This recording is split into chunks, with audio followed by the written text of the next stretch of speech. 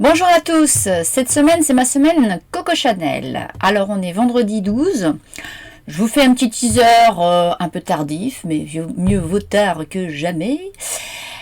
Parce que ben voilà, ce soir je voulais vous présenter donc cette conférence Chanel que j'ai donnée donc toute la semaine, y compris ce midi, auprès de quelques professionnels de la mode entre autres.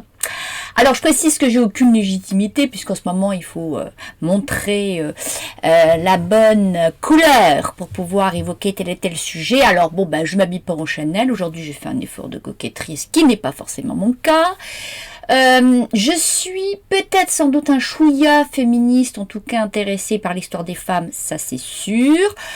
C'est vrai qu'il y a de ça. Je ne vais pas non plus m'excuser de vous parler d'une femme qui peut-être a eu parfois mauvais caractère, comme on le dit, qui a eu aussi une période trouble. En tout cas, ça correspond aussi à sa personnalité. Je vais vous parler évidemment de la période des années 30 et 40.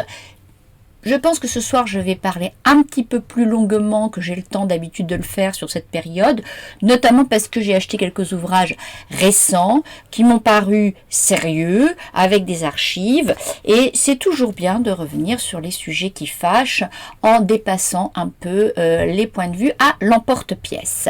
Donc ouais, c'est un personnage contrasté qui a en plus un avantage extraordinaire, c'est que c'est sans doute une figure unique dans l'histoire de la mode. Alors, il y a eu plein de créateurs et de créatrices importants dans l'histoire de la mode, mais on ne pourra pas ôter, même si on veut faire les choses dans tous les sens, la stature particulière de Mademoiselle Chanel.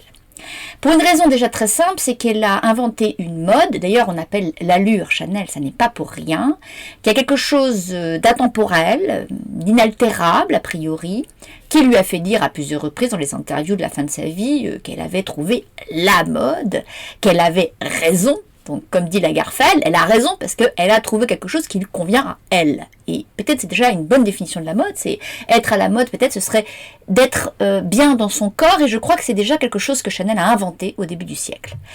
Alors, on va la voir parcourir effectivement ce siècle, on va la voir métamorphoser à travers les vêtements qu'elle va inventer, propager avec une certaine constance dans ses choix, et c'est ça aussi qui fait et qui définit l'allure Chanel. On va aussi parler de ses amants, sinon c'est pas drôle.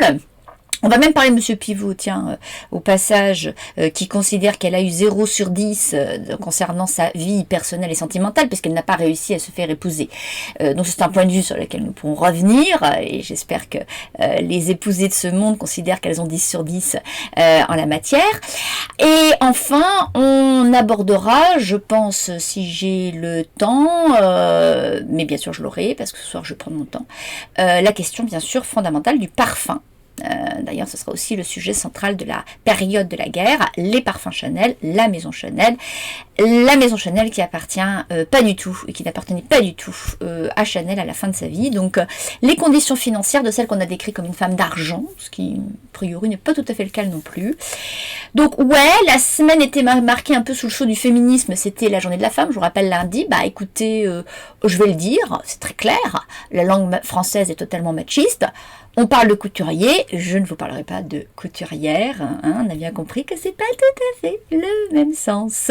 Voilà, donc une femme qui fut effectivement couturière au sens de couturier, qui fut une femme publique au sens de femme non cocotte, qui fut une grande femme, mais si elle ne devait pas être très grande.